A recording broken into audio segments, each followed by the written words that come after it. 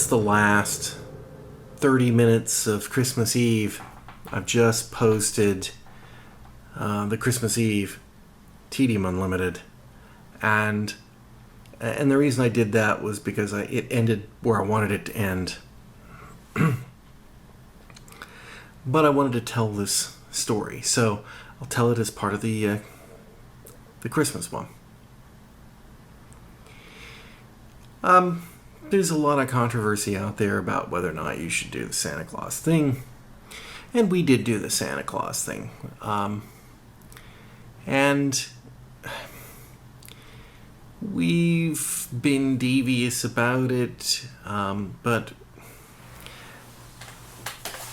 we've also tried to highlight certain aspects of it that should make a child skeptical if they have any skeptical bones in their body, and we do try to teach them to be skeptical. And Michelle, when she worked it out, had to tell everyone. And she was like, well, and she was really, really on it. And particularly she kept trying to tell James, who, is several years younger, and we wanted him to work it out on his own and not just have Michelle yelling at him, telling him that that's false. But she was also kind of incensed at the level of work that we had gone to trick her into believing Santa Claus, because she genuinely, for several years, heard reindeer on the roof of the house. And once she was, vindicated in her understanding that Santa was not real, she accused me of climbing up on the roof and making the noises. Didn't happen. All in her mind. But, it was, that was her reaction. Now, James has never publicly come out and said he doesn't believe that Santa is real. But it's almost impossible to believe that he actually doesn't understand that.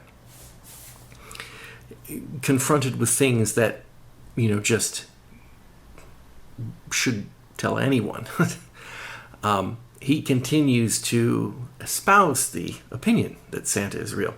Inasmuch, even this year, he wrote a letter to Santa, and when he gave it to Mom, he said, I wrote this letter to Santa. I'm asking him to get me a bow and arrow set.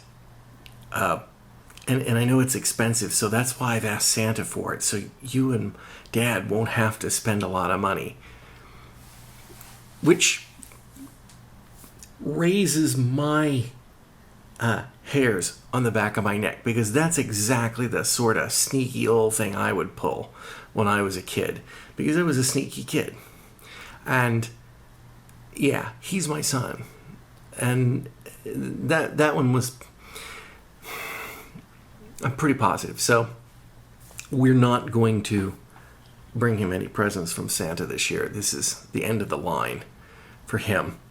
I made a number of comments this week that, he knowingly understood about the physical impossibility of Santa being in a billion households in a night, and how it is that no one has ever seen him. In fact, I tried to convince him Santa was a serial killer, and if a child ever sees him, he has to kill him.